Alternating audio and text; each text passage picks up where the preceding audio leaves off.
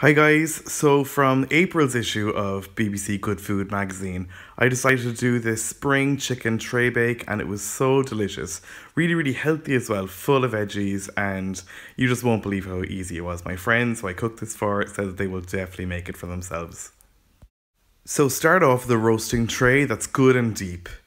And to that you're going to add 200 grams of purple sprouting broccoli if you can find it.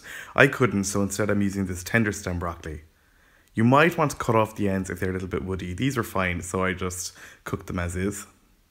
Next, the recipe says to add 6 asparagus stems, but I just used the whole bunch because I love asparagus. And they're in season now, so they're perfect. You should be eating so much of them.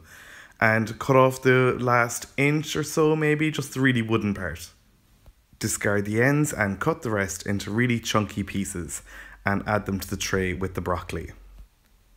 Next, take about 200 grams of baby potatoes and cut them in half and add them to the tray as well. Next, the recipe calls for 3 cloves of garlic, but if you've seen any of my videos before, you know that I'm a garlic hound. I can't get enough of it, so this time I'm only using 5. But just crush them with the side of your knife and add them to the tray as well. Next, the recipe calls for 4 sprigs of tarragon to be added, but I couldn't find any fresh tarragon, so instead I'm using fresh dill. Tarragon and dill do taste very different. I don't think they're interchangeable at all, but I just love dill so much. I just said I'd use it when I couldn't find the tarragon. Just don't add in the stalks. You then take a lemon and cut it into segments.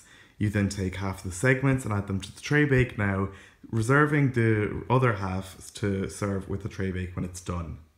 Then take your tray full of veggies and drizzle over about a tablespoon of olive oil and sprinkle over about a half a teaspoon of sea salt flakes. Now give everything a good mix so that all the veg is nicely slicked with that olive oil, and the easiest way to do this is with clean hands. If you go at it with spoons because you don't want to get oil on your hands or anything like that, you're just going to make a big mess. The veg is going to go everywhere. Now place your chicken thighs skin side up on top of your veg. The recipe is for 3 people and calls for 6 chicken thighs, but the packet that I bought came with 7 thighs, and what kind of nutter would put 1 chicken thigh back in the fridge? I just used the 7. Now give each thigh a little drizzle of olive oil, followed by a little sprinkling of more sea salt flakes. Then you're going to transfer this to a preheated oven at 200 degrees Celsius or 180 if you have a fan oven, and leave it there for 45 to 50 minutes. In the meantime, you can go ahead and make a yogurt dressing to go with your chicken. I thought this sounded crazy when I was reading the recipe, but it actually turned out really well and really worked so nicely with the chicken. The recipe calls for more tarragon here, but I'm using the dill and just chop it up finely again, leaving out the stalks. Now you're going to add just the leaves from a small bunch of mint. And run over it back and forth with a sharp knife to chop it as finely as you can. You don't have to be too precise here, it doesn't have to be all that fine, but I guess the finer the better, so do try. Once you've had enough chopping, go ahead and add the herbs to a bowl and mix in 100 grams of full fat natural yogurt. Mix it up thoroughly to make sure that all the herbs are evenly dispersed throughout the yogurt. Then add a pinch of sea salt flakes. If you're wondering why mine are brown, it's because I'm using smoked sea salt at the moment, but that's not important at all. Regular stuff is fine. Add a good squeeze of lemon here. And make sure to fish out any pips that go in there. If you bite into one of those things, you'll definitely know all about it. They're so disgusting.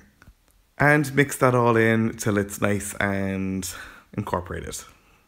Then taste for seasoning and adjust if necessary.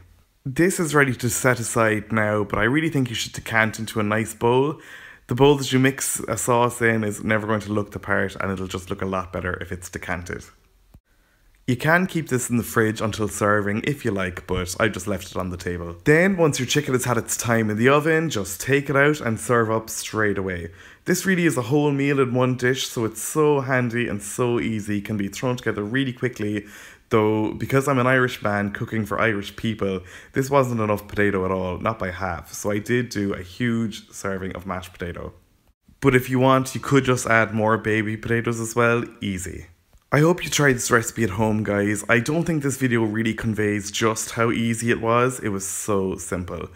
Thanks a million for watching. If you like this video, hit the like and subscribe buttons below, and check me out on social media. You'll find all the links to my accounts in the description below, and you'll also find the link to my blog where you'll find the full recipe at www.rookiecook.org.